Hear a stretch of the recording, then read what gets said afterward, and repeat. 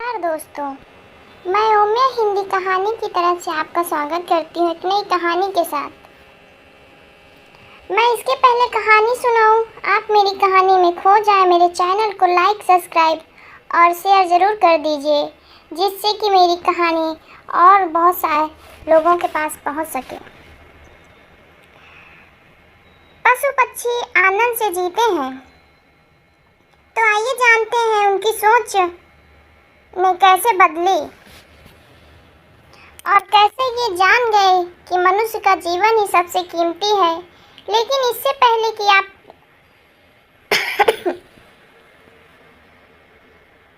एक व्यक्ति एक मार्ग में बहुत तेजी से आगे जा रहा था।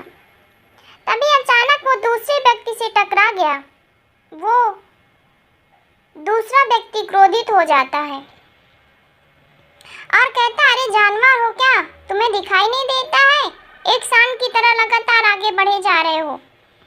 इस पर पहला व्यक्ति कहता है, काश आप जो कह रहे हैं वही सत्य होता, लेकिन दुर्भाग्यवश मैं एक मनुष्य हूँ। उस पहले व्यक्ति के मुख से ये सुनकर उस दूसरे व्यक्ति को क्रोध शांत हो गया।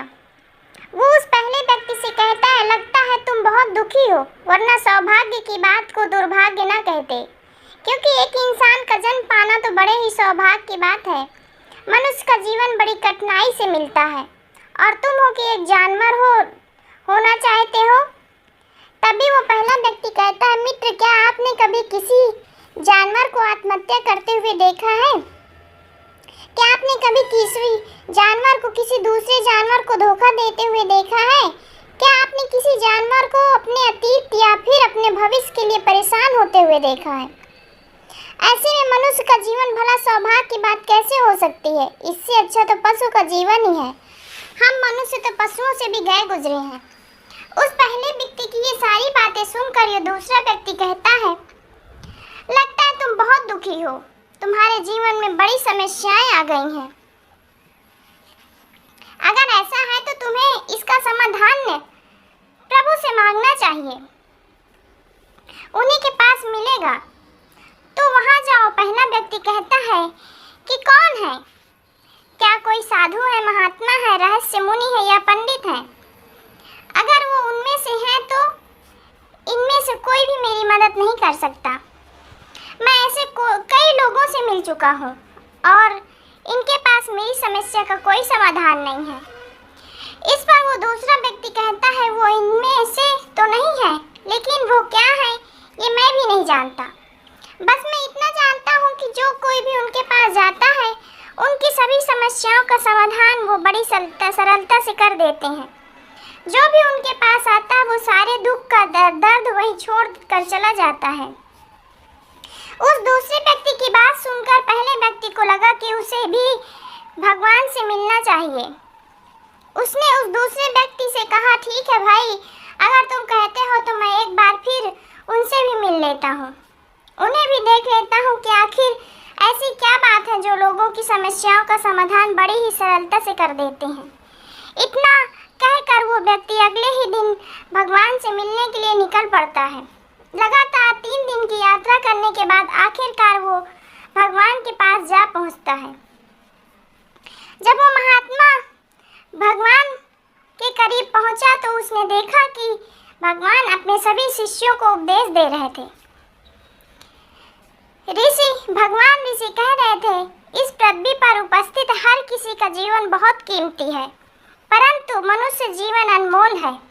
इसका उपयोग कर मनुष्य जीवन की उच्चतम शिखर तक पहुंचा जा सकता है और इसी मनुष्य जीवन के कारण हम मनुष्य पशुओं से नीचे भी आ सकते हैं। परमात्मा का ये उपदेश समाप्त होते ही वहां पर जो लोग बैठे हुए थे वहां से चले गए।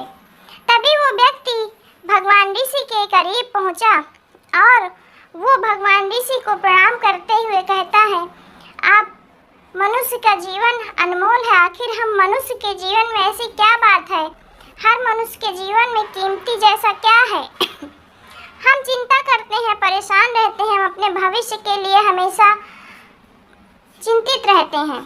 ऐसी हजारों प्रकार की समस्याएं हम मनुष्य जीवन में चलती रहती हैं, लेकिन आप क्या जाने, आप तो एक ऋषि साधु हैं। आपने तो ये सारी चीजें त्याग दी है, इसलिए शायद ये सारी बातें आप बड़ी आसानी से कह सकते हैं। मुझे तो यही लगता है कि मनुष्य का जीवन बहुत ही कठिन है, हमें इसे समाप्त कर देना चाहिए। आपने कभी किसी पशु को देखा है ना तो वो चिंता करता, ना ही किसी तरह की तकलीफ होती है, ना ही वो कोई परेशानी में रहता है। वो तो अपना जीवन मौज से जीता है, ना ही उन्हें अपने भूत भविष्य की चिंता होती है, ना किसी को धोखा देते हैं, ना किसी से शिकायत करते हैं। वो तो बस अपने जीवन में जीते रहते हैं। और वहीं पर हम दूसरी तरफ मनुष्य का जीवन ठीक उसी तरह उसका उल्टा है। मुझे तो यही लगता है कि मनुष्य का जीवन पशु के जीवन से भी बदतर है। मनुष्य जीवन एक श्राप की तरह है जो हमें मिला है। ऐसे में मनुष्य जीवन में ऐसी क्या विशेषताएं नजर आती जो आप लोगों को झूठ बताते रहते हैं। हम मनुष्यों का जीवन बहुत कीमती है, बहुत मूल्यवान है। इस दौरान भगवान ऋषि उस व्यक्ति की सारी बातें ध्यान से सुनते हैं और वो उसकी मनोदशा को समझते हैं। आखिर में भगवान ऋषि मुस्कुराते हुए उस व्यक्ति से कहते हैं, तुम अपने जीवन के संघर्ष से भाग रहे हो। यदि तुम संघर्ष करोगे ही नहीं तो जीवन सफल कैसे बनेगा। और जब हम संघर्षों से भागते हैं तो हमारा जीवन दूसरों के अधीन हो जाता है और फिर हमें दूसरों के अनुसार ही चलना पड़ता है। इसलिए हमें अपने जीवन के लिए संघर्ष तो करना ही पड़ता है। ऋषि के मुख से ये बात सुनकर वो व्यक्ति अचरज में पड़ जाता है। उसने तुरंत ही ऋषि को प्रणाम किया, उनसे चरणों में गिर गया और उनसे कहने लगा कि आपको कैसे पता कि मैं अपने जीवन के संघर्षों से भाग रहा हूँ। उनसे बचना चाहता हूँ। मेरे जीवन में जब कोई समस्या खड़ी होती है तो मैं उसका सामना नहीं कर पाता, परंतु मैं उससे छोड़कर भाग लेना चाहता हूँ। आगे ऋषि उस व्यक्ति से कहते हैं, तुम्हें लगता है कि पशुओं का जीवन हमारे जीवन से लाख गुना अच्छा है, क्योंकि वो अपना जीवन खुद समाप्त नहीं कर सकते। वो किसी को धोखा नहीं देते और ना ही आने वाले भविष्य की चिंता करते हैं। इसका मतलब ये तो नहीं कि पशुओं के जीवन में कोई संघर्ष नहीं। पशुओं को जीवन तो जन्म से लेकर मृत्यु तक संघर्ष ही संघर्ष होता है। जब वो छोटे होते हैं तो उनके जान का खतरा होता है। वे अपनी जान बचाने के लिए संघर्ष करते करते बड़े होते हैं, तो उन्हें अपना पेट भरने के लिए संघर्ष करना पड़ता है। फिर चाहे उनके सामने कोई भी क्यों ना हो, फिर चाहे उनके सामने कितनी भी बड़ी परिस्थितियां क्यों ना हो, वे संघर्ष करने से पीछे कभी नहीं हटते। लेकिन हम मनुष्य छोटे छोटे संघर्षों से डरते रहते हैं। अगर हम उन पशुओं की तरह अपने जीवन में संघर्ष करने लगे तो मनुष्य का जीवन अपने आप ही सफल हो जाएगा। इतना संघर्ष अगर एक मनुष्य अपने जीवन में कर ले तो वो जो चाहता है उसे पा सकता है। और जबकि इतना संघर्ष करने के बाद भी वो पशु अपने जीवन में कुछ नहीं कर पाते। वास्तव में तो यही है कि बिना संघर्ष के जीवन जीना ही व्यर्थ है। बिना संघर्ष के हमारा जीवन चल ही नहीं सकता। फिर चाहे कोई राजा हो, भिखारी हो, जीवन में संघर्ष तो करना ही है। जो इन परिस्थितियों के खिलाफ संघर्ष नहीं करता, फिर चाहे वो मानव हो, पशु हो, उसका पतन निश्चित है। इस पर वो व्यक्ति कहता है, ऋषि, क्या आप मुझे कोई ऐसी चीज दे सकते हैं जिससे मेरे जीवन के सारे संघर्ष हमेशा हमेशा के लिए दूर हो जाएं, मेरी सारी चिंताएं समाप्त हो जाएं, मैं सभी संघर्ष से दूर हट जाऊं और मेरा जीवन हमेशा हमेशा के लिए सुखमय बन जाए। उस व्यक्ति की ये बात सुनकर ऋषि एक बार फिर मुस्कुराए और उस व्यक्ति से कहने लगे, मैं तुम्हें वो चीज़ तो नहीं दे सकता, लेकिन हाँ, मैं तुम्हें वहाँ तक पहुँचने का रास्ता जरूर बता सकता हूँ। यदि तुम वहाँ तक पहुँचने का संघर्ष कर लो तो तुम वहाँ तक पहुँच जाओगे और तुम्हें वो चीज़ मिल जाएगी। लेकिन मेरी एक बात याद रखना कि इसका अर्थ ये भी नहीं कि इसके बाद तुम्हारे जीवन की परेशानियाँ हमेशा के लिए दूर हो जाएंगी। तुम्हारे जीवन में परेशानियाँ और समस्याएं तो आनी ही हैं, लेकिन उनका प्रभाव तुम पर बहुत कम हो जाएगा। तुम्हारे जीवन में दुख और सुख तो आएंगे ही, लेकिन वो तुम्हें छू नहीं पाएंगे। और ऐसी अवस्था में चाहे तुम्हें कोई कितना भी दुख देने का प्रयास करे, तुम्हें कितना भी धोखा देने का प्रयास क्यों न करे, तुम्हें कभी धोखा नहीं मिलेगा। सब कुछ तुम्हारे पास ही होगा, लेकिन फिर भी वो तुमसे दूर रहेगा। ऋषि की ये बात सुनकर व्यक्ति ऋषि के सामने दोनों हाथ जोड़कर कहता है, बताइए वो चीज़ क्या है और मुझे कहाँ मिलेगी? मैं उस चीज़ को पाने के लिए कुछ भी कर सकता हूँ। मैं अपना पूरा प्रयास लगा दूंगा, लेकिन उस चीज़ को हासिल करके ही दम लूंगा। इस पर ऋषि ने उस व्यक्ति से कहा, सोच लो, एक बार यदि तुमने रास्ता शुरू कर दिया तो तुम उससे बाहर नहीं आ सकते हो, पीछे नहीं मुड़ सकते हो, जब तक कि तुम अपनी मंजिल को पा ही ना लो। और ये रास्ता बहुत ही संघर्ष से भरा है। क्या तुम अपनी मंजिल तक पहुंच पाओगे? इस पर व्यक्ति कहता, आप मुझे वो मार्ग तो बताइए, मैं उस पर चलूंगा। मैं अपनी अंतिम सांस तक संघर्ष करूंगा, लेकिन उस चीज़ को हासिल करके ही दम लूंगा। इस पर ऋषि कहते हैं, सुनो, उस चीज़ का नाम है शांति, जो तुम्हारे मन के भीतर गहराइयों में है। जैसे ये समुद्र की लहरें ऊपर से तो बड़ी तीव्र नजर आती हैं और उछाल मारती रहती हैं, जिन्हें देखकर हमारा मन घबरा जाता है, परंतु ठीक इसी के विपरीत उसकी गहराई में बहुत ही शांत होता है। और ठीक इसी प्रकार हमारे मन की गहराइयों में भी वो शांति छिपी है। तुम्हें अपने मन की गहराइयों में उस शांति को खोजना होगा, उस शांति के लिए संघर्ष करना होगा। और अगर तुम इस रास्ते से नहीं भटके तो जैसा तुम चाहोगे वैसा होगा। ऋषि की बात, ऋषि के मुख से ये सुनकर वो व्यक्ति कहता है, मैंने तो सोचा था कि आप मुझे कोई ऐसी वस्तु बताएंगे जिसे मैं किसी भी हालत में खोज लूँगा और उसके बाद मेरा जीवन सुखमय बन जाएगा। इस दुनिया में ऐसी कोई चीज़ जिसे खोजा नहीं गया हो, उसे तो खोजा जा सकता है, लेकिन मैं अपने मन के भीतर कैसे जा सकता हूँ? वहाँ भला कौन सा मार्ग जाता है? वहाँ भला ऐसी कौन सी सवारी जाती है जिस मार्ग पर मैं चलकर या फिर उस पर सवारी कर वहाँ तक पहुँच सकूँ? इस पर ऋषि मुस्कुराने लगे और उस व्यक्ति से कहते हैं, वहाँ पर कोई सवारी नहीं जाती और ना ही मनुष्य वहाँ पर पैदल जा सकता है। फिर भी वो एक मार्ग है और उस मार्ग पर चलना ही पड़ता है। इस पर वो व्यक्ति कहता है, हे ऋषि, आप तो मुझे बताइए, मैं उस मार्ग पर चलकर कैसे अपने मन के भीतर की शांति को खोज सकता हूँ? इस पर ऋषि कहते हैं, इस दुनिया में सबसे शक्तिशाली क्या है? इसका जवाब देते हुए वो व्यक्ति कहता है, इस दुनिया में सबसे शक्तिशाली चक्रवर्ती सम्राट है, जिसके पास असीम शक्ति है, जिसके पास सब कुछ है, उसके पास किसी चीज़ की कमी नहीं है। इसके जवाब से ऋषि कहते हैं, नहीं, इस दुनिया में सबसे शक्तिशाली इच्छा है और यही इच्छा इस दुनिया को चला रही है। जो कोई भी कुछ भी कर रहा है वो उसकी इच्छा का परिणाम है, उसका कर्म है। सब कुछ उसकी इच्छा के अनुसार ही चलता रहता है। जहाँ तक बात है एक चक्रवर्ती सम्राट की, तो एक इच्छा एक चक्रवर्ती सम्राट को धूल में मिटा सकती है, और वहीं पर उसी के विपरीत एक इच्छा आम इंसान को भी चक्रवर्ती सम्राट बना सकती है। इस दुनिया में कोई भी जहाँ कहीं भी जिस किसी भी परिस्थिति में है, वो उसकी इच्छा के अनुसार ही है, वो उसकी इच्छा का परिणाम ही है।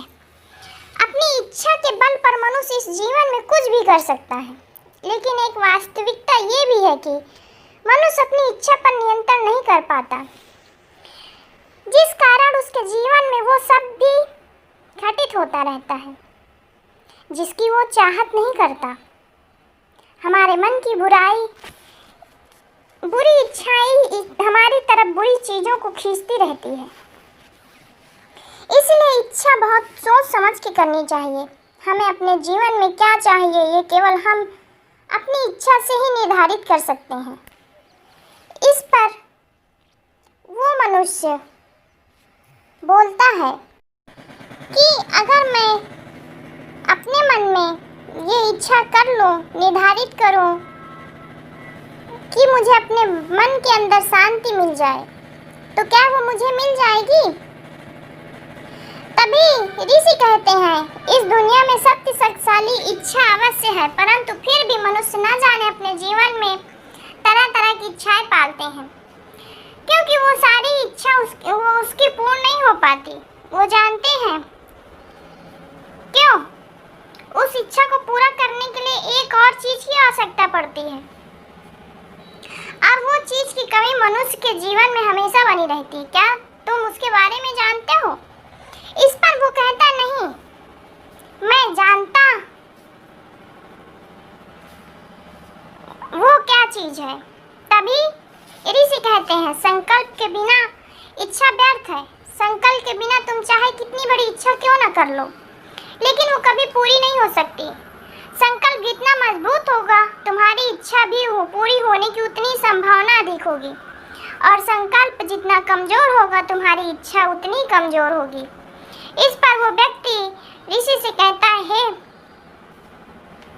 तो इसका अर्थ ये हुआ कि मुझे शांति पाने के लिए और इसे पाने के लिए इच्छा करनी है, और इसे पाने के लिए दृढ़ संकल्प भी करना है। क्या मुझे वो शांति मिल जाएगी? तभी ऋषि कहते हैं, संकल्प भले ही इच्छा को शक्ति प्रदान करता है, परंतु इच्छा और दृढ़ संकल्प होने के बाद भी व्यक्ति अपने मंजिल तक पहुंच नहीं पाता, क्योंकि वो राह में भटक जाता है और फिर थक हार कर अपने संकल्प को त्याग देता है और अपनी इच्छाओं को छोड़ देता है। क्या तुम जानते हो ऐसा क्यों होता है? इस पर वो व्यक्ति कहता है, नहीं, मुझे नहीं पता। तभी ऋषि कहते हैं, क्योंकि किसी भी मार्ग पर चलने के लिए उस मार्ग का ज्ञान होना बहुत जरूरी है, और वो ज्ञान उसे उस मार्ग पर चलकर ही मिल सकता है, ना कि केवल बैठकर सोचने से। और जब हम उस मार्ग पर चलते हैं तो छोटी मोटी दिक्कतें, समस्याएं, परेशानियां आती ही रहती हैं, और हम उन्हीं छोटी छोटी समस्याओं में फंस कर रह जाते हैं, और हमारा संकल्प टूट जाता है, और हमारी इच्छा उन छोटी छोटी समस्याओं के सामने कमजोर पड़ जाती है। हम उन समस्याओं के सामने घुटने टेक देते हैं, हार मान लेते हैं, और हमारा पूरा का पूरा जीवन फिर उन्हीं समस्याओं, संघर्ष के इर्द गिर्द घूमता रहता है, और हमारा पूरा जीवन वहीं पर समाप्त हो जाता है। इस पर व्यक्ति कहता है, हे ऋषि, मैं आपकी बात को समझने का बहुत प्रयास कर रहा हूँ, लेकिन मुझे आपकी सारी बातें समझ नहीं आ रही। कृपया करके आप मुझे साफ साफ समझाने का प्रयास करें। तभी ऋषि कहते हैं उस व्यक्ति से, मान लो कि तुम्हें किसी गांव में जाना है और वहां पर किसी व्यक्ति से मिलना है, और तुमने ये दृढ़ संकल्प किया है कि तुम उस व्यक्ति से मिलकर ही रहोगे। तुमने अपना सफर तो शुरू कर दिया, लेकिन काफी वर्षों के प्रयास के बाद भी ना तो तुम गांव खोज पाए और ना ही उस व्यक्ति से मिल पाए। ऐसे में क्या हुआ? उसके जवाब में उस व्यक्ति कहता है, हे भगवान, ऐसे कैसे हो सकता है? यदि मैं जीवित हूँ और वो व्यक्ति भी जीवित है जिससे मैं मिलना चाहता हूँ, और मुझे वो गांव पता है, तो मैं अवश्य ही मिल लूँगा। तभी ऋषि कहते हैं, तुम्हें उस गांव का नाम पता है, और तुम्हें जिससे मिलना उसका नाम भी तुम्हें पता है, पर तुम्हें ये नहीं पता कि गांव किस दिशा में है। तो ऐसे में तुम कौन सा मार्ग पकड़ोगे कि किस मार्ग पे जाओगे? यदि अगर तुमने कहीं गलत मार्ग को पकड़ लिया, तो क्या वो तुम्हें उस गांव तक पहुंचा जाएगा? क्या वो तुम्हें उस व्यक्ति से मिल पाओगे? इस पर वो व्यक्ति कहता है, इस अवस्था में ये कार्य बिल्कुल ही असंभव हो सकता है। इस पर ऋषि मुस्कुराते हुए उस युवक से कहते हैं, मैं कब से यही तो तुम्हें समझाने का प्रयास कर रहा हूँ। हमारी इच्छा संकल्प होने के बाद भी हमें सही मार्ग का ज्ञान ना हो तो हम खोजते ही रह जाएंगे।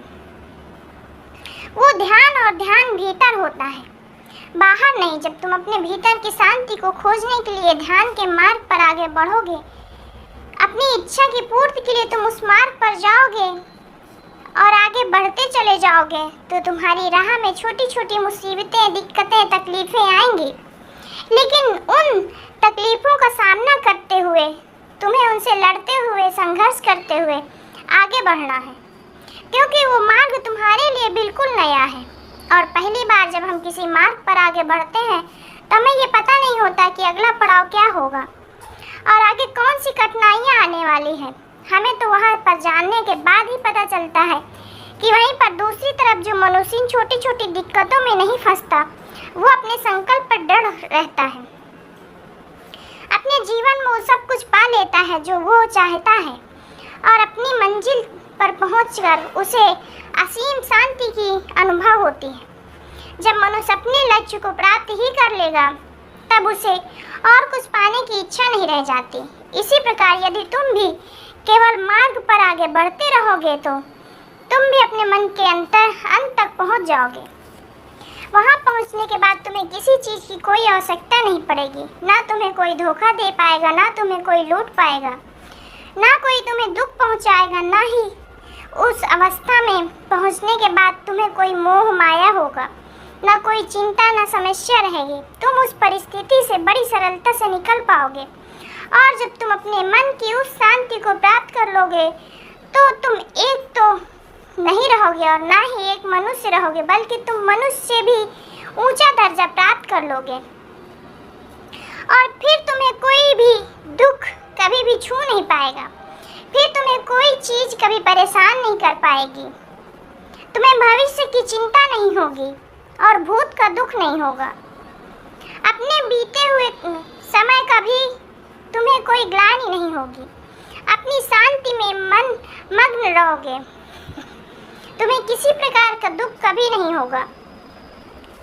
ऋषि की बात सुनकर वो व्यक्ति ऋषि के चरणों में गिर पड़ता है और कहता है, आपकी सारी बातें सत्य हैं, मैं आपकी सारी बातें समझ गया हूँ, लेकिन फिर भी मेरे मन में एक दुविधा है। मेरे पास क्या कोई चीज़ नहीं रख सकता जिससे मेरी सारी दुख, सारी तकलीफ़ें, सारी कठिनाई हमेशा के लिए दूर हो जाए। इस पर ऋषि मुस्कुराते हुए कहते हैं, यदि तुम बाहरी दुनिया से कुछ अपने पास रखना चाहते हो तो तुम उस शांति को पाने का प्रयास छोड़ दो, क्योंकि तुम कुछ ऐसा पाना चाहते हो जिससे तुम्हारी सभी समस्याओं समाप्त हो जाएंगी। अगर तुम उन्हीं में फंसे रहोगे तो वो बढ़ती चली जाएंगी, क्योंकि तुम्हारी समस्याओं का समाप्त होना संभव ही नहीं। और जानते हो ऐसा क्यों है? इस पर वो व्यक्ति कहता है, ऐसा क्या है और क्यों है? इसका जवाब देते हुए ऋषि कहते हैं, क्योंकि बाहर तो पहले से ही अशांति है, चारों ओर केवल शांति शांति है। हमें तो बाहर की शांति नज़र आती, लेकिन हमारे भीतर की अशांति हमें नज़र नहीं आती।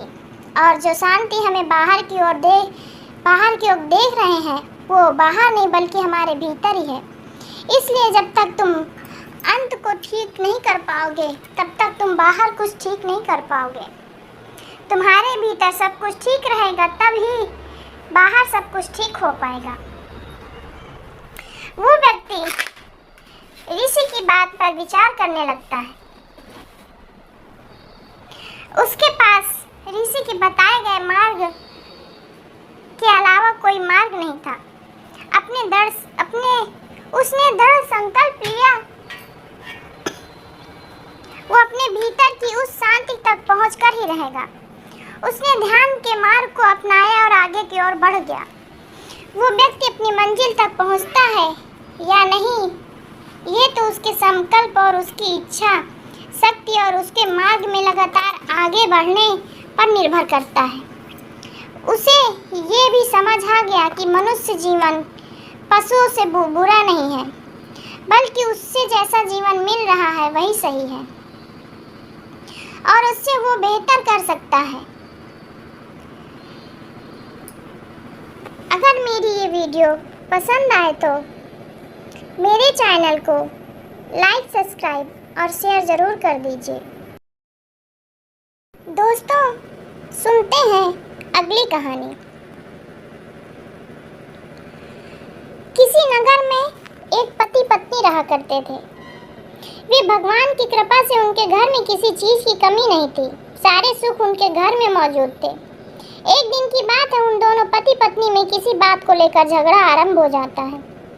वो झगड़ा इतना बढ़ जाता है कि वो दोनों आपस में लड़ाई इतनी बढ़ा लेते हैं कि पत्नी अपने पति को गाली दे देती है। और जब पत्नी ने अपने पति को गाली दी तो पति ने गुस्से में आकर उस पत्नी को जोर से थप्पड़ मार दिया। और जब पत्नी के थप्पड़ लगा तो वो अपने पति से आग बबूला हो गई और उसने उल्टे सीधे शब्द कहे। औरत के 3 बच्चे थे, 2 लड़के और 1 लड़की थी। तीनों छोटे बच्चे थे। वो उन तीनों को लेकर अपने मायके चली जाती है। शाम का समय था, रात भी हो चली थी और रात में ही अपने तीनों बच्चों को लेकर वह पत्नी अपने मायके चल दी। दोस्तों, अब माता सरस्वती कहती हैं, जब स्त्री मायके के लिए गांव से निकल जाती है तो रात हो चुकी थी और उसके मायके जाने के रास्ते में एक भयानक जंगल मिलता था। जब वो जंगल पहुंची तो उसी जंगल में एक सन्यासी जी अपने आश्रम बनाकर रहते थे। वो अभी तक अपने आश्रम पर जाग रहे थे और इधर उधर टहल रहे थे। तब उन्होंने देखा कि एक रात में स्त्री 3 बच्चों को लेकर जंगल की तरफ जा रही है। तब उन सन्यासी ने सोचा कि और कहा, कहाँ जा रही हो, क्यों जा रही हो? तब उस सन्यासी ने औरत को रोकना चाहा कि इसको रोक कर पूछ लेता हूँ कि बात क्या है, तुम इतनी रात में जंगल के रास्ते में क्यों जा रही हो? परंतु सन्यासी ने विचार किया कि अगर हम रोकेंगे तो ये समाज उल्टा सीधा हमारे बारे में सोचेगा कि एक सन्यासी रात में स्त्री से बात कर रहा है। ये सोच करके वो वहीं पर रुक गए। परंतु वो स्त्री चलती जा रही थी। फिर सन्यासी ने विचार किया कि अगर जंगल में आगे बढ़ गई तो इस जंगल के जंगली जानवर बहुत हैं जो बहुत खतरनाक है, उस औरत को नुकसान पहुंचा सकते हैं, इसकी जिंदगी को भी ले सकते हैं, इसके सभी बच्चों को मार सकते हैं और हम इसको देख रहे हैं। अगर हम इसे रोक नहीं सकते तो हमें पाप लगेगा। भगवान को जाकर क्या जवाब देंगे? उस सन्यासी ने विचार किया, अब जो होगा सो देखा जाएगा, लेकिन हम इस स्त्री को रोकेंगे जरूर और इससे कहेंगे कि रात में तुम कहाँ जा रही हो। ये सोचकर वो सन्यासी उस स्त्री के पास पहुँच जाते हैं, उसे रोकते लेते हैं और कहते हैं, तुम इतनी रात को कहाँ जा रही हो? तुम्हारे पास ये छोटे छोटे बच्चे हैं, तुम बेधड़क होकर कहाँ जा रही हो? क्या बात है, क्या परेशानी है? क्या पति से कोई लड़ाई झगड़ा हो गया है या कोई और बात बन गई है? सन्यासी ने पूछने पर उस स्त्री ने सारी बात बता दी और कहा कि आज हमारे पति ने हमको थप्पड़ मार दिया। अब हम अपने पति के साथ नहीं रहना चाहते, अपने मायके जा रहे हैं। तब सन्यासी ने समझाया कि देखो, तुम्हारे पति ने थप्पड़ मार दिया है, लेकिन तुमने भी तो गाली दी है ना, और वही तुम्हारे पति ने थप्पड़ मार दिया तो तुम्हें इतना गुस्सा आ गया। इतना गुस्सा तुम्हारे लिए उचित नहीं है और गुस्से में तुम अपने बच्चे को लेकर रात्रि में जंगल के रास्ते मायके जा रही हो। आगे तुम्हें ये मालूम नहीं कि कितने मांसाहारी जंगली जानवर इस जंगल में रहते हैं और वो कितने खतरनाक है, जो तुम्हारे साथ हादसा कर सकते हैं, तुम्हें मार सकते हैं, तुम्हारे बच्चों को भी मार कर खा सकते हैं। तुम्हें डर नहीं लगता? तब उस महिला ने कहा, महाराज, मेरे साथ चाहे कुछ भी हो, मैं मरूं या जीऊं, लेकिन मैं वापस अपने पति के घर नहीं जाने वाली हूँ। उस सन्यासी ने उस स्त्री को बहुत समझाया, लेकिन वो स्त्री उस सन्यासी की कोई भी बात मानने को तैयार नहीं थी। तब सन्यासी ने कहा, ठीक है, जब तुम वापस अपने पति के घर नहीं जाओगी तो हमारी बात सुनो। आज रात्रि तुम यहीं ठहरो मेरे आश्रम पर। जब सवेरा हो तब तुम दिन में निकल जाना, तब तुम अपने मायके चली जाना। अब वो स्त्री उस सन्यासी की बात सुनकर सहमत हो जाती है और उसने कहा, ठीक है, मैं रात्रि को यहाँ आपके यहाँ रुकूंगी, सुबह होते ही निकल जाऊंगी। इधर आश्रम में वे महात्मा जी और उनकी स्त्री सहित उनके बच्चों को अपने आश्रम की कुटिया के अंदर ले जाते हैं, क्योंकि समय भी ज़्यादा हो चुका था, रात्रि का समय, जो उस स्त्री और बच्चों को बहुत तेज भूख लगी थी। तब ऋषि सन्यासी ने उन सभी के लिए दोबारा से भोजन बनाया, उस स्त्री और बच्चे को खिलाया और उससे कहा, हमारी कुटिया के अंदर आप लोग सो जाएं और हम बाहर सो जाएंगे। और वही हुआ। वो स्त्री अपने बच्चों को लेकर सन्यासी महाराज की कुटिया के अंदर सो गई। इधर जो सन्यासी था वो बाहर सो गया। अब सन्यासी को मच्छर काट रहे थे, लेकिन सन्यासी उस कष्ट को, उस परेशानी को सहते हुए पूरी रात बाहर लेटे रहे। जब सवेरा हुआ तो उस स्त्री ने कहा, सन्यासी जी अब मैं अपने मायके जाऊंगी। तब सन्यासी जी ने जवाब दिया, ठीक है, तुम्हारी जैसी मर्जी। अब वो स्त्री अपने मायके के लिए जंगल के रास्ते चल दी। यात्रीगण जो भी वो थे वो भी चलने लगे, इसलिए जंगली जानवरों का उसे कोई खतरा नहीं था। वो महिला चली जा रही थी। चलते चलते वो अपने मायके पहुंच जाती है। और जब वो मायके पहुंची तो उसके माता पिता ने देखा कि हमारी बेटी यहाँ आई है अपने 3 बच्चों के साथ, लेकिन उसके पति साथ में नहीं है। और वो लोग उसके चेहरे की ओर देखते हैं तो उसका चेहरा लाल और क्रोध से उसकी आंखें भी लाल थीं। तो पिताजी समझ गए, लगता है हमारी बेटी और हमारे दामाद में कोई झगड़ा हो गया है। अब उस स्त्री को घर में अपनी बेटी को लेकर उसकी माता जाती। फिर पिता ने पूछा कि बेटी क्या बात है, तुम्हारे पति तुम्हें छोड़ने यहाँ नहीं आए? क्या आपस में तुम लोग को कोई झगड़ा हो गया है? क्या बात है, मैं सच सच बताओ। तब वो महिला अपने पिता से अपने पति के साथ किए हुए झगड़े को बता देती और कहती कि हम लोगों में झगड़ा हुआ है और हमारे पति ने हम पर थप्पड़ मारा है। अब मैं अपने पति के साथ कभी नहीं रहूंगी, अब मैं तो यहाँ ही रहूंगी। अब पिता ने कहा, बेटी ये बात तो सही है कि आपके पति ने आपके थप्पड़ मारा है, ये उन्होंने गलत किया है, लेकिन ताली एक हाथ से नहीं बजती, ताली दोनों हाथ से बजती। आपने भी कुछ कहा होगा, ऐसा ही तो नहीं है कि बिना कुछ कहे ही हमारे दामाद तुम पर थप्पड़ मार सकते हैं। सच सच बताओ बात क्या है?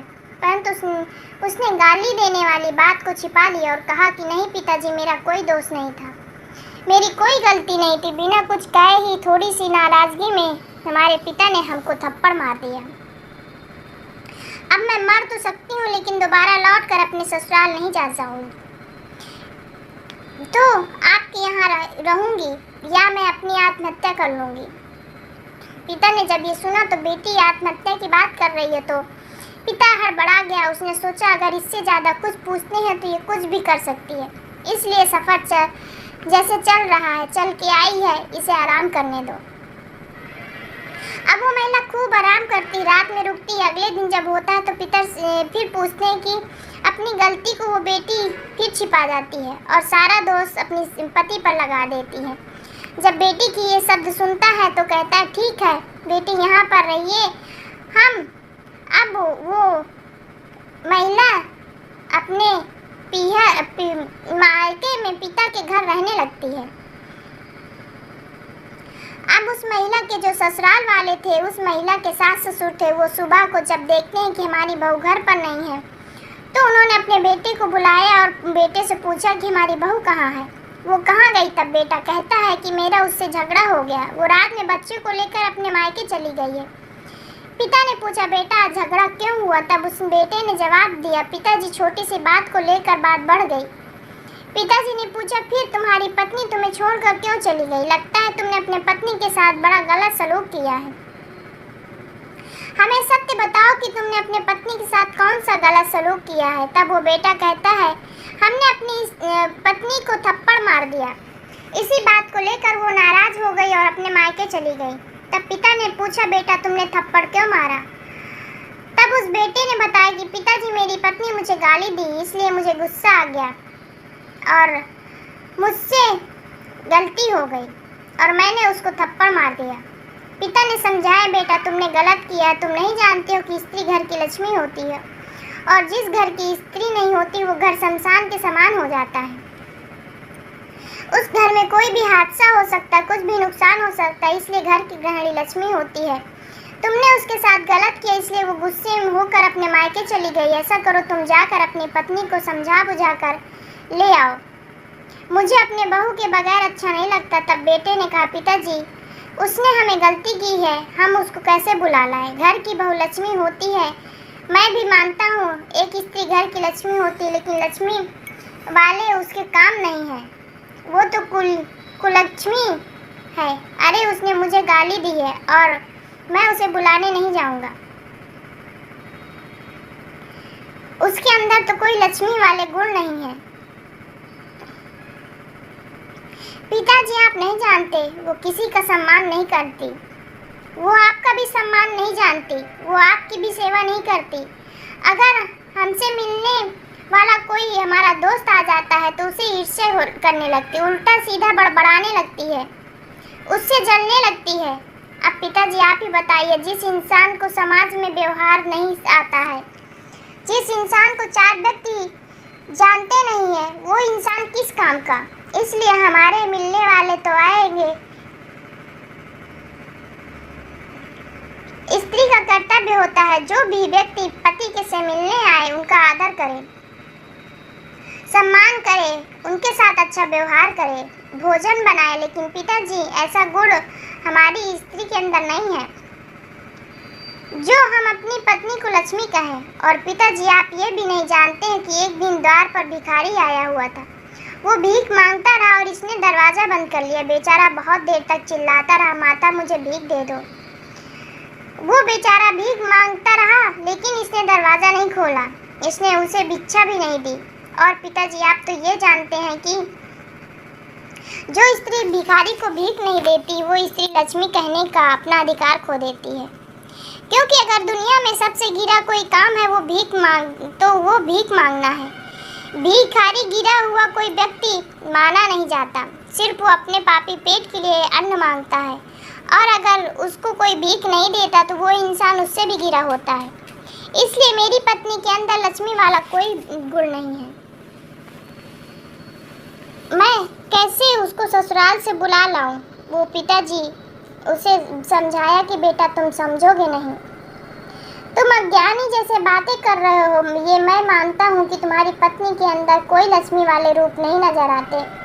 वो तुम्हारे मिलने वालों से कोई भी भिखारी आए उसका सम्मान भी नहीं करती, उन्हें गालियाँ देती हैं। ये मैं सब जानता हूँ। तुम झूठ नहीं बोल रहे हो, लेकिन पति का धर्म अभी तुम नहीं जानते। पति का धर्म ये होता है कि अगर पत्नी पति को गाली देती हो, उसे भूल कर रही है, हो सकता है उसमें बुद्धि की कमी हो, गालियाँ देने के बारे में उसे ज्ञान ना हो। मैं ये कह रहा हूँ, जो अपने पति को गाली दे रही है, इस तरह से अपने पत्नी को समझाना पति का धर्म होता है। अगर पत्नी गलत रास्ते पर जा रही तो गलत रास्ते को सही रास्ते पे ले आना पति का धर्म होता है। पति का सम्मान कर रही हो ना कर रही हो, अपने परिवार का सम्मान कर रही हो, तो भी पति का बड़ा धर्म होता है उसे समझाना, उससे अवगत कराए कि उसके अंदर जो अज्ञानता है उसे मिटाए। ये पति का धर्म होता है। पति अपनी पत्नी को समझाए, ऐसा काम तुम्हारे लिए उचित नहीं है। लेकिन तुमने क्या किया? उसे थप्पड़ मार दिया। तुमने थप्पड़ तो मार दिया, लेकिन तुमने अपनी पत्नी को समझाया नहीं। यही तुमने गलत किया है। हमारा आदेश है तुम बेटा भूल जाओ, इसलिए अपने ससुराल से अपनी पत्नी को बुला लाओ। पिता के समझाने के बाद वो बेटा कहता है, ठीक है पिताजी, आप जैसा कहते हैं मैं वैसा करूँगा। लेकिन हमें उसके अंदर लक्ष्मी के कोई रूप नज़र नहीं आते हैं। मेरे कैसे उससे बनेगी? पिताजी ने कहा, बेटा फिर वही अज्ञानता वाली बात कर रहे हैं आप। तुम अपने अंदर सोच रहे हो, पर उसे बुलाकर ले आओ। मैं उसे समझाऊंगा और तुम भी समझाना। देखना वो कैसे अपने अच्छे रास्ते पर आ जाती है। पिता की बात को सुनकर बेटा अपनी पत्नी को बुलाने के लिए ससुराल चला जाता है। जब वो ससुराल को जा रहा था तब वो भी उसी रास्ते से जा रहा था जिस रास्ते से उसकी पत्नी अपने बच्चे को लेकर मायके गई थी। वही जंगल का रास्ता। जब वो जंगल में पहुंचता तो देखता है कि उसकी छोटी सी बेटी की एक चप्पल नीचे जमीन पर गिर पड़ी हुई है। जब उसने अपनी बेटी की चप्पल देखी तो वो घबरा गया। उसने सोचा, इस जंगल में हमारी पत्नी बच्चों के साथ कोई दुर्घटना तो नहीं हो गई है, कोई हादसा तो नहीं हो गया है, हमारी बेटी की चप्पल कैसे पड़ी है। उसने हिम्मत बांधा और चलता हुआ गया। वो ससुराल पहुंचा तब उसकी पत्नी दरवाजे पर अपने बच्चे के साथ खड़ी थी। जैसे वो अपने पति को आता हुआ देखती वो अपने बच्चे से कहती है कि तुम्हारे पिताजी आ गए हैं, उनके पास जाओ। बच्चों को वो उनके पिताजी के पास भेज देती है और खुद दरवाज़ा बंद करके अंदर कमरे में चली जाती है। वो बच्चे अपने पिता के पास जाकर उनसे लिपट जाते हैं और अपने पिता से प्यार करने लगते हैं और वो पिता भी अपने बच्चों से प्यार करने लगता है। अब वो रात में अपने ससुराल में ही रुकता है। तब उसके पास सास ससुर अपने दामाद की खूब सम्मान करते हैं। रात भर ठहरने के बाद जब सवेरा होता है तब वे माता पिता उस बेटे के सास ससुर अपनी बेटी को बुलाते हैं और अपने दामाद के पास अपनी बेटी को लेकर पहुंचते हैं और वो अपने दामाद से कहते हैं कि बेटा तुम लोगों में झगड़ा हुआ तो तुमने अपनी पत्नी को थप्पड़ क्यों मारा, ऐसा तुमने क्यों किया, इसकी कोई गलती भी नहीं थी। ये कह रही है कि हमारी तो कोई गलती नहीं थी, थोड़ी सी नाराज़गी थी, थोड़े से नाराज़गी में झगड़ा हुआ और इसी की बात को लेकर तुमने हमारी बेटी को थप्पड़ मार दिया। तुमने ऐसा क्यों किया, क्या बात है। तब उसने कहा देखिए पिताजी, आपकी बेटी अपने दोस्त को बताएगी नहीं, इसने सारे दोस्त मेरे ही बताए होंगे, मैं जानता हूँ, लेकिन इसकी गलती अब ससुर जी पूछा बेटी वही तो मैं जानना चाहता हूँ कि इसकी गलती क्या है, जो बात हुई है उसे आप बताइए। दामाद ने अपने ससुर से सारी बात बता दी। थोड़ी सी बात को लेकर झगड़ा हुआ और इसने हमें गाली दे दी। जब इसने हमें गाली दी तो हमें गुस्सा आ गया और हमने इसे थप्पड़ मार दिया। पिताजी बताइए आप हमारी परंपरा क्या कहती है। घर की स्त्री लक्ष्मी होती है। जब लक्ष्मी पति का सम्मान नहीं करेगी, उसे गाली देगी, तो इससे गलत बात एक स्त्री के लिए क्या हो सकती है। इसलिए मैंने इसे थप्पड़ मार दिया। पिताजी ने अपनी बेटी की इस हरकत को सुनकर अपनी बेटी को कहते हैं बेटी तुमने ऐसा क्यों किया, क्या फिर तो तुमने हमसे झूठ बोला और तुमने अपने पति को गाली दी। तब बेटी चुपचाप खड़ी थी और पिता को गुस्सा आया तो उसने कहा तुम हमारी बेटी होने से पहले एक स्त्री हो, अब तुम किसी की पत्नी भी बन चुकी हो और स्त्री होने के बाद तुम माँ भी बन चुकी हो। तुम्हारे 3 बच्चे हैं, तुमने ना तो अपने पति का धर्म निभाया, ना तुम अपने सही तरीके से अपने माँ बनने का धर्म निभा रही हो। तुम ऐसे बच्चों को लेकर यहाँ चली आई हो, तुम्हें अपने बच्चों के आगे के लिए भविष्य के लिए कोई चिंता नहीं है। जो तुम अपने ससुराल को छोड़कर चली आई हो, अच्छी बात तो यही है कि तुम हमारे दामाद के साथ पुनः अपने ससुराल लौट जाओ। तब वो बेटी कहने लगती है पिताजी मर सकती हूँ लेकिन मैं अपने ससुराल इनके साथ कभी नहीं जाऊंगी। पिताजी ने समझाया कि बेटी तुम जान हो तुम्हारे अंदर अभी क्रोध भरा हुआ है और ये अज्ञान तुम्हें ले डूबेगा, हमारा नुकसान नहीं होगा। मेरा जो धर्म था मैंने निभा दिया, विवाह कर दिया, तुम्हें सुव्यवस्थित कर दिया। अब तुम्हारा धर्म कि तुम्हें इसको निभाना है और कैसे चलाना है ठीक से है। अगर तुम हमारे यहाँ रहती हो तो कितने दिन तक रहोगी, जरा अपने अंदर से विचार करो और सोचो। जब तक हम जीवित हैं तब तक तो तुम यहाँ रह सकती हो, लेकिन हमारी ज़िंदगी का कोई भरोसा नहीं, क्योंकि हम अब बूढ़े हो चुके हैं और कब हम लोग इस दुनिया को छोड़कर चले जाएंगे इसका कोई ठिकाना नहीं। लेकिन हमारे जाने के बाद मैं यह नहीं मानता कि तुम्हारे भाई और भाभी तुम्हें सही तरीके से रखेंगे, यह नहीं हो सकता है। तुम्हें ताने मारेंगे, तुम्हारा अपमान करेंगे। जो आज तुम क्रोध कर रही हो, जो तुम्हें आज दुख हो रहा है अपने पति के थप्पड़ मारने का, इससे ज़्यादा दुख तुम्हें उस दिन होगा जब तुम यहाँ रहोगे। मेरे जाने के बाद तुम्हारे भैया भाभी तुम्हारा अपमान करेंगे, तुम्हें नीची नज़र से देखेंगे, तो उस दिन बेटी तुम्हें बहुत ज़्यादा दुख होगा। इसलिए बेटी हमारी बात मानो, तुम अपने पति के साथ वापस लौट जाओ। बेटी के लिए अगर कहीं स्वर्ग है तो वो ससुराल ही होता है। बेटी अगर हमारे लिए तुम पराई हो, इसलिए बेटी तुम अपने ससुराल चली जाओ, क्योंकि अगर स्त्री के लिए सबसे बड़ा सुख कहीं मिलता है तो वो ससुराल में मिलता है। और जिस स्त्री का पति सुखी है, जिस स्त्री के बच्चे सुखी हैं, ससुराल वाले व्यक्ति के आचरण अच्छे हैं, उस स्त्री के लिए घर वही स्वर्ग है। इस तरह से उस पिता ने अपनी बेटी को समझाया और कहा, बेटा, पति पत्नी में थोड़ा बहुत लड़ाई झगड़ा चलता है, लेकिन इस तरह से क्रोधित नहीं होना चाहिए और इस तरह से पति को गाली भी नहीं देना चाहिए। जिस तरह से पति मजबूर होकर तुम्हें मारे, तुम्हारा अपमान करे, इसलिए पहले स्वयं सुधार करो, उसके बाद मैं दूसरों को सुधारने की बात करूँगा। ना कि खुद को सुधारो तो संसार सुधरेगा। इसलिए बेटा, हमारी ये बात गांठ बांध लो। अगर तुम्हें जीवन में सुखी रहना है तो अपने सास ससुर की सेवा करना, अपने पति की सेवा करना, अपने बच्चे को सही तरह से पालना, यही तुमको सुख देगा। तब वो स्त्री अपने पिता के कहे अनुसार अपने पति से क्षमा मांगती है और अपने पिताजी से कहती है, पिताजी, हमारे अंदर अज्ञान था। मैं तो यही जानती थी कि पिता के यहाँ सारी जिंदगी रह सकती हूँ, अपना जीवन गुजार सकती हूँ, लेकिन आज मुझे ये मालूम हुआ कि बेटी पराया धन होती है। बेटी के लिए सर्व सुख अगर कहीं मिलता है तो वो ससुराल में है, पिता के यहाँ नहीं मिलता। पिता के यहाँ तो जब तक मिलता है तब तक बेटी कुंवारी रहती है। शादी होने के बाद अगर सुख मिलता है तो ससुराल में पिता का घर तो एक रिश्तेदार की तरह हो जाता है। पिताजी, मैं आपसे क्षमा चाहती हूँ, अब हम दोबारा शिकायत का मौका कभी नहीं देंगे।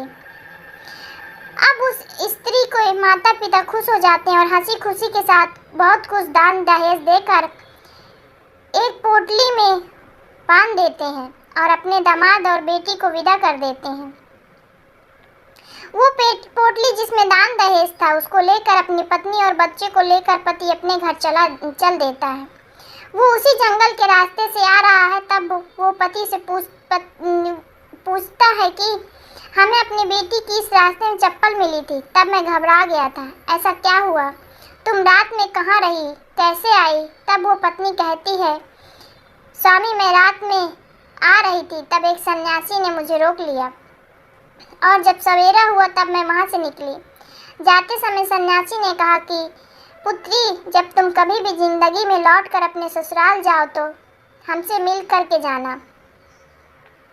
तब पति कहने लगा, ठीक है, चलो महात्मा से मिलकर ही चलते हैं, क्योंकि वो आश्रम के रास्ते में ही पड़ते हैं। अपनी पत्नी और बच्चों के साथ वो पति महात्मा जी के आश्रम पहुँचे। तब वो महात्मा स्नान कर रहे थे। जब महात्मा जी ने उस स्त्री को देखा तो पहचान लिया, ये तो वही स्त्री है जो रात में मेरी कुटिया में ठहरी थी। सन्यासी की ओर जाते हुए पति पत्नी और बच्चे से वो सन्यासी कहता है, हे अभिभावकों, आप सभी अभी यहाँ विश्राम करो, मैं स्नान और पूजा करने के बाद तुमसे अभी मिलने आता हूँ। महात्मा स्नान करके पूजा पाठ करके उसके बाद उनके पास पहुँचते हैं। वो सन्यासी कहते हैं कि बेटी, उस दिन मैंने समझाया था लेकिन तुमने हमारी बात नहीं मानी। स्त्री के लिए सर्व सुख अगर है तो उनके ससुराल में है। अगर तुम लौट करके आ ही गई हो तो वो स्त्री महात्मा क्षमा मांगती है और कहती है कि हे महाराज, हमसे गलती हो गई थी और क्रोध में आकर हम अपने मायके चले गए, लेकिन हमें आज मालूम हुआ कि आप सत्य कह रहे थे। स्त्री के लिए सर्व सुख उसके पति और उसके ससुराल के लोगों के साथ ही है। और वो पति पत्नी महात्मा से आज्ञा लेने के बाद स्त्री अपने पति के साथ अपने ससुराल चली जाती है और अपने सास ससुर के पास जाकर उनके चरणों में गिर जाती है, उनसे क्षमा मांगती है। हे पिताजी, आज के बाद मैं कभी रूठ के अपने मायके नहीं जाऊंगी, आप लोगों की सेवा करूंगी, अपने पति की सेवा करूंगी। धीरे धीरे उसके घर में सुख और शांति हो जाती है, किसी भी चीज़ की कमी नहीं रहती है। दोस्तों, अगर ये मेरी कहानी आपको पसंद आए तो मेरे चैनल को लाइक, सब्सक्राइब और शेयर ज़रूर कर दीजिएगा। दोस्तों, हम सुनते हैं एक और कहानी। इस धरती पर सभी लोग को ये लगता है कि मेरे जीवन में जो दुख है ऐसा किसी और के जीवन में नहीं है। आज की ये कहानी आपको बताएंगे इस दुनिया के सबसे सुखी व्यक्ति आप ही हैं। सही कहा है किसी ने, जिसके जीवन में संतोष नहीं वो जिंदगी में कभी खुश नहीं हो सकता। उसको बेचैनी रहती है, उसको कितना भी दे दो उसका मन नहीं भरता, वो कभी खुश नहीं हो सकता। एक समय की बात है, एक गांव में एक लड़की रहती थी। वो लड़की सुंदर नहीं थी और उसका कोई भी नहीं था। वो अकेले ही रहा करती थी। वो खुद ही मेहनत करती, अपने लिए 2 वक्त की रोटी का प्रबंध करती थी। यूँ तो उसे 2 वक्त की रोटी मिल ही जाया करती थी, लेकिन फिर भी वो अपने आप से खुश नहीं थी। उसे दुनिया में सभी लोग सुखी नजर आते थे, सभी लोग खुशहाल नजर आते थे। दूसरों का जीवन देखकर वो खुद को कोसती रहती थी, खुद को तरह तरह की बातें कहती। हे ईश्वर, आपने सभी को खुशहाल बनाया है, सभी को सभी सुख दिए हैं, सभी को सुंदर भी बनाया है। मुझे क्यों नहीं? आखिर मैंने क्या बिगाड़ा है? आखिर मेरी क्या गलती थी? मैं जानती हूँ कि आप मुझसे कोई बदला ले रहे हैं। इसी प्रकार एक दिन वो अपने आप से नाराज होकर, निराश होकर एक पेड़ के नीचे बैठी हुई थी और रो रही थी। तभी वहाँ से एक महात्मा निकलते हैं। उन्होंने जब उस लड़की को रोते हुए देखा तो उसके पास जा गए और उन्होंने उस लड़की से कहा, पुत्री क्या बात है, तुम क्यों रो रही हो? इसका जवाब देते हुए वो लड़की उन महात्मा से कहती है, गुरुजी, मुझे कोई प्यार नहीं करता, मुझे कोई पसंद नहीं करता, क्योंकि मैं काली हूँ, सुंदर नहीं हूँ और मेरे रंग को लेकर लोग मजाक बनाते हैं। मेरा कोई नहीं है, मेरे पास धन भी नहीं है।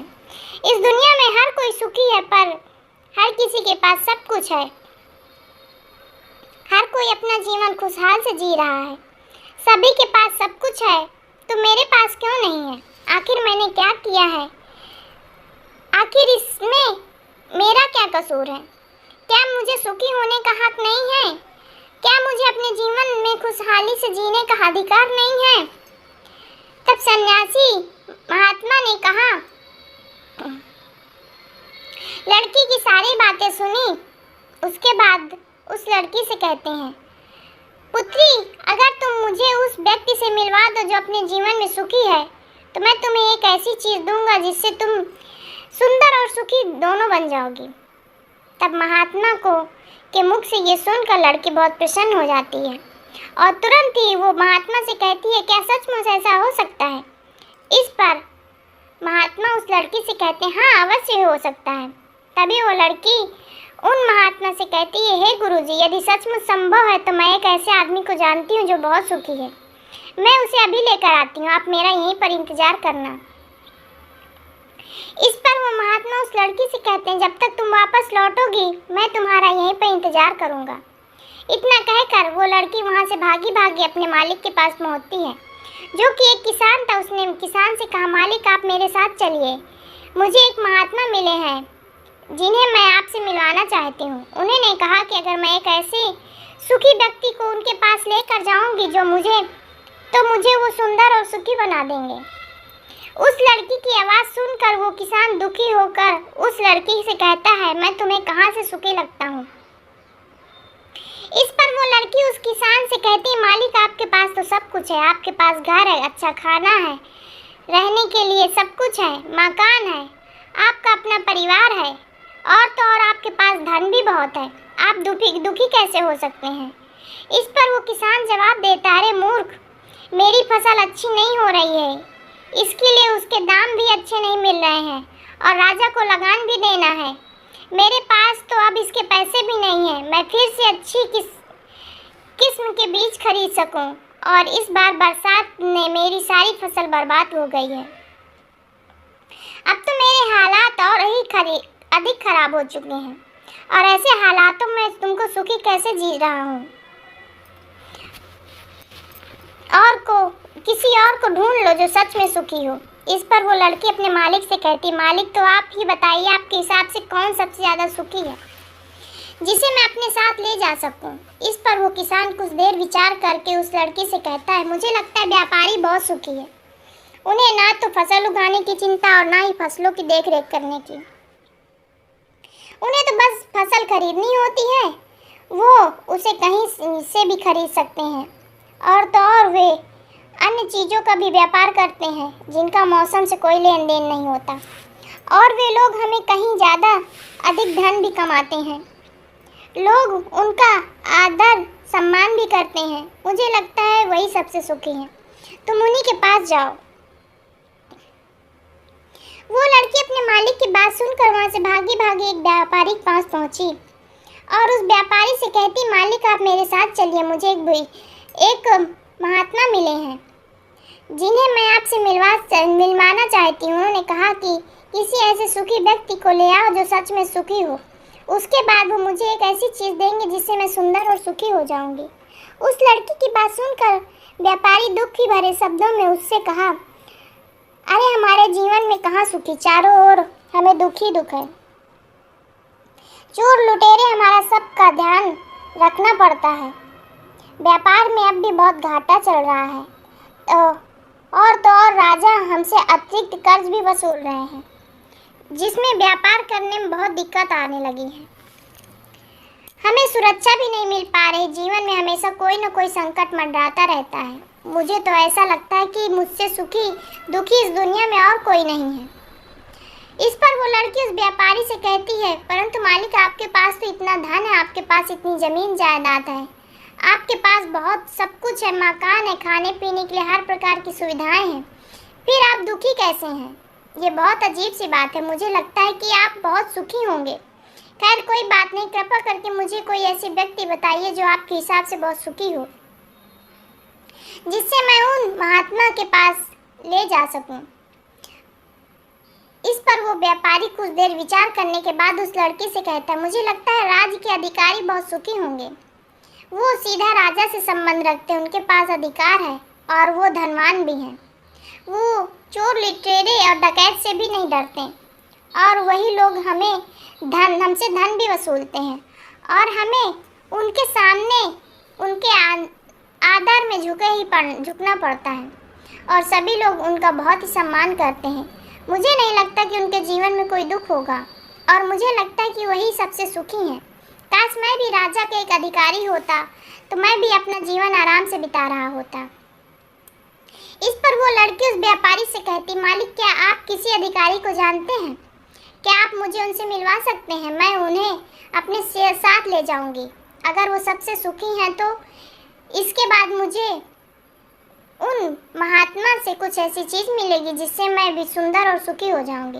बताइए ना, आप मुझे किसी अधिकारी से मिलवा सकते हैं? मैं आपकी बहुत आभारी रहूंगी। उस व्यापारी को उस लड़की पर दया आ गई। उसने उस लड़की को एक अधिकारी से मिलवा दिया जिसे वो व्यापारी जानता था।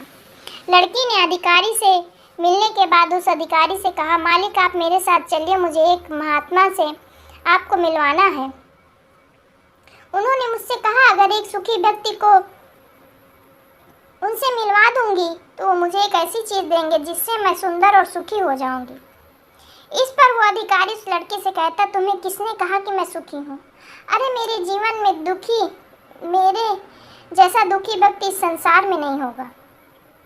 तुम्हें नहीं पता, लेकिन हम पर कितना दबाव होता है, हमारे ऊपर कितनी जिम्मेदारी होती है, हमें हर एक आदेश का पूरा करना होता है और वो आदेश भी इतनी आसानी से पूरे नहीं होते। उनके लिए हमें कितनी मुश्किलें उठानी पड़ती है, कितनी दिक्कतें का सामना करना पड़ता है। राजा कुछ भी आदेश पारित कर देते हैं और हमें लागू करना पड़ता है। जनता का गुस्सा और तरह तरह की मुश्किलें, सभी परिणाम हमें भी झेलने पड़ते हैं। और तुम्हें लगता है कि मैं सुखी हूँ? ऐसा कुछ भी नहीं है। अगर वो बिच्छू तुम्हें सुखी कर दे तो तुम उससे कुछ भी मिलवा। मैं भी तो सुखी होना चाहता हूँ, मुझे भी अपना जीवन खुशहाली से बिताना है। भला अधिकारी बनकर मुझे क्या मिला? रोज रोज तरह तरह के तनाव। इस पर लड़की आश्चर्य से अधिकारी से कहती है, मालिक जहाँ तक मैं सोचती हूँ कि आपसे सुखी और कौन हो सकता है, परंतु आपको क्या लगता है इस संसार में कौन सुखी हो सकता है? क्या आप मुझे बता सकते हैं? मैं आपकी बहुत आभारी रहूँगी। उस लड़की की सारी बातें सुनकर अधिकारी को उस लड़की पर दया आ गई। उस अधिकारी ने लड़की से कहा, देखो मुझे तो ऐसा लगता है कि इस पूरे राज्य में केवल एकमात्र व्यक्ति ही सुखी है, वो राज्य का राजा। मुझे तो केवल वही सुखी लगता है। उन्हें किसी की सुननी नहीं पड़ती, वो नियम बनाते हैं, आदेश देते हैं, सुरक्षा से घिरे रहते हैं और सब उनके सामने झुकते हैं। ना उन्हें धन की कमी, ना जमीन जायदाद की। सारी धरती को उन्होंने जीत लिया है, वो सबके मालिक हैं और सबसे उच्च वही हैं जो एकमात्र सुखी हैं। व्यक्ति हैं। काश मैं किसी राजा के घर पर जन्म होता मेरा, तो आज मैं भी बहुत सुखी होता। उस अधिकारी की सारी बातें सुनकर वो लड़की उस अधिकारी से कहती है, मालिक आपसे एक विनती है, क्या आप मुझे एक बार राजा से मिलवा सकते हैं? कृपा कीजिए, आपका बहुत एहसान होगा। बस एक बार मुझे राजा से मिलवा दीजिए। मैं उनसे पूछना चाहती हूँ कि लड़की का चेहरा देखकर अधिकारी को दया आ गई। उसने कहा, ठीक है, चलो, मैं अभी राज दरबार में जा रहा हूँ। एक काम करो, तुम भी मेरे साथ चलो। वहाँ पर राजा से पूछ लेना। इतना कहकर वो अधिकारी उस लड़की को राज दरबार में ले गया। राज दरबार में लड़की पहुँचने के बाद अधिकारी की विनती करने लगी। राजा उस लड़की की बात सुनने के लिए तैयार हो गए और उस लड़की को राज दरबार में बुलाया गया। राजा ने उस लड़की से कहा, बेटी, तुम अपनी बात निडर होकर कहो, तुम्हें क्या कहना है? तुम मुझसे क्या पूछने आई हो? इस पर वो लड़की थोड़ा घबराते हुए, डरते हुए बोलती है, राजा, मैं एक संपूर्ण सुखी व्यक्ति को ढूंढ रही हूँ। मुझे एक भिक्षु मिले हैं और उन्होंने मुझसे कहा है, यदि तुम कोई ऐसे सुखी व्यक्ति को मुझसे मिलवा दोगी तो मैं तुम्हें एक ऐसी चीज़ दूंगा जिससे तुम सुंदर और सुखी हो जाओगी। काफ़ी लोग को मिलने के बाद मुझे पता चला कि आप ही इस दुनिया में सबसे एकमात्र सुखी व्यक्ति हैं। तो आप क्या मेरे साथ उस महात्मा से मिलने चलेंगे? आपका बड़ा एहसान होगा। राजा उस लड़की की बात ध्यानपूर्वक सुनते हैं और उसके बाद जोर जोर से हंसने लगते हैं और उस लड़की से कहते हैं, अच्छा, सबकी तरह तुम्हें लगता है कि मैं इस दुनिया का सबसे सुखी व्यक्ति हूँ, लेकिन यदि कोई मुझसे पूछे कि इस दुनिया में सबसे सुखी व्यक्ति कौन है, तो वो मैं ही हूँ। मेरे पास नींद नहीं, मेरे पास आराम नहीं, मैं आराम से सो नहीं पाता। अंगरक्षक हमेशा मेरे आसपास रहते हैं, उनके बिना मैं अकेले कहीं जा नहीं सकता। जरा सी आहट होती है तो नींद टूट जाती है। डर हमेशा लगा रहता है क्योंकि मेरे दुश्मन मेरे घर में ही रहते हैं, जिनका मुझे पता नहीं कब कौन कहाँ से मुझ पर वार कर दे, कोई नहीं कह सकता। यहाँ पर बैठे बैठे सभी लोग मेरे दुश्मन ही तो हैं, वे सभी मेरे शत्रु हैं। यहाँ पर बैठा हर एक व्यक्ति मेरे राज दरबार किया है, किंतु मुझे सब पर शक करना पड़ता है। हर एक सांस मुझे पर एक भारी होती है। इतने बड़े राज की जिम्मेदारी उठाना इतना आसान नहीं है। तुम्हें लगता होगा कि राजा के पास तो सभी ऐसो आराम है, धन है, दौलत है, जमीन है, उनके पास किसी चीज़ की कोई कमी नहीं है और इस हिसाब से तो उन्हें सुखी होना चाहिए। किंतु मैं तुम्हें बता दूं, ये सब सुख नहीं देते हैं। इस पर वो लड़की राजा से कहती है, राजन, क्षमा कीजिए, परंतु यदि सुख दौलत नहीं देती, जमीन जायदाद नहीं देती, ऐसो आराम नहीं देती, तो क्या हुआ? कम से कम सुंदरता तो सुखी देती है।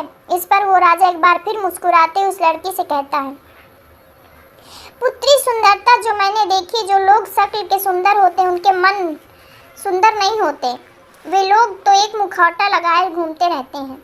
वे दूसरों को दिखाते हैं कि मैं कितना सुंदर हूँ, लेकिन समय सबकी सुंदरता छीन लेता है। एकमात्र सुंदरता मन ही रहती है, जिसका मन सुंदर वो हमेशा सुंदर रहता है। इस पर वो लड़की राजा से कहती कि हे राजन, आप तो बताइए कि आपके हिसाब से दुनिया में सबसे सुंदर सुखी कौन है? इस पर वो राजा लड़की से कहता है, मेरे हिसाब से तो एक गरीब व्यक्ति जो 2 वक्त की रोटी का प्रबंध कर सके, जो किसी तंत्र बिना, किसी बंदिशों के बिना किसी दिशा में घूम सके, उसे कुछ भी छिन जाने का डर नहीं, कुछ भी लूट जाने का खौफ नहीं, जिसे रात को नींद अच्छी आती। मुझसे पूछोगे तो सबसे ज़्यादा सुखी वही होगा। और मेरे हिसाब से मैं तुम्हें देखता हूँ, तुम सबसे सुखी हो। तुम्हारे पास नींद है, अच्छे मन है, चारों दिशाएं हैं और कोई डर नहीं है, कोई साजिश नहीं, कोई षड्यंत्र नहीं, बस जीवन है, खुला जीवन। मेरे हिसाब से तुमसे अच्छा सुखी कोई नहीं है।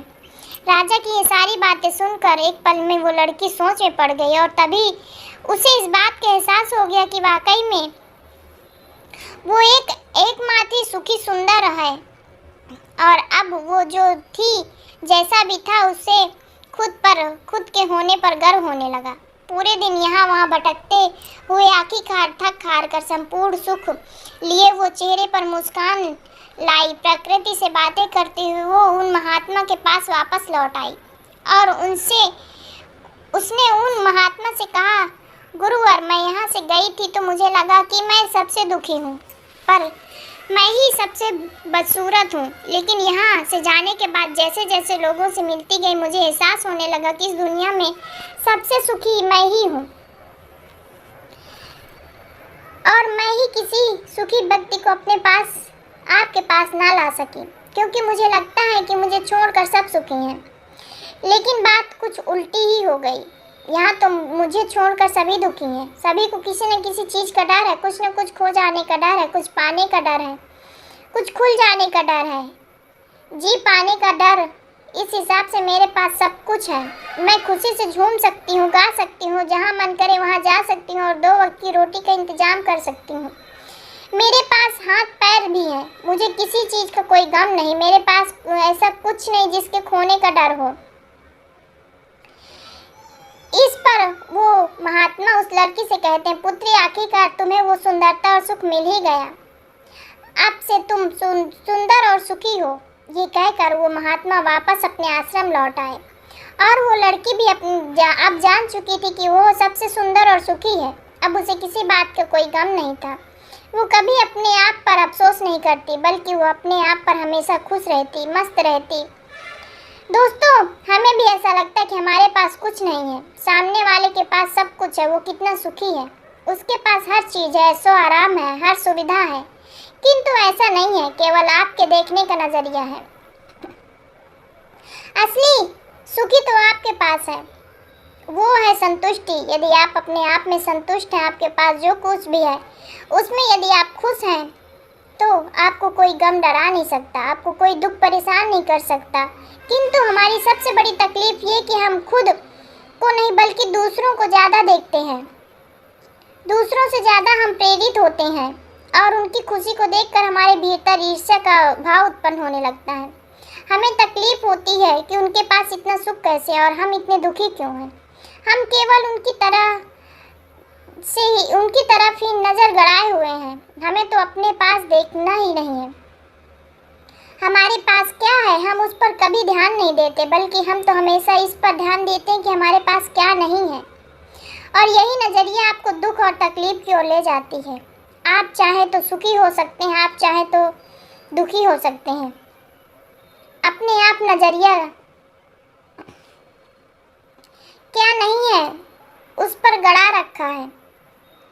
वहीं पर यदि आप इस तरह से सोचें कि मेरे पास बहुत कुछ है, रहने के लिए अच्छा घर है, खाने के लिए खाना है, पहनने के लिए कपड़े हैं, कम से कम 2 वक्त की रोटी है, आपके लिए इंतजाम भी हो जाता है। लेकिन बहुतों के पास ये भी नहीं होता। क्या आप सुखी नहीं हैं? क्या आपके पास वो सब नहीं है जो उनके पास नहीं है? ज़रा एक पल सोचिए और देखिए। तो दोस्तों, आज ये वीडियो से आपने क्या सीखा, प्लीज़ कमेंट करके ज़रूर बताइएगा। और अगर मेरी वीडियो आपको पसंद आए तो मेरे चैनल को लाइक, सब्सक्राइब और शेयर भी कर दीजिएगा। आप सभी का बहुत बहुत धन्यवाद।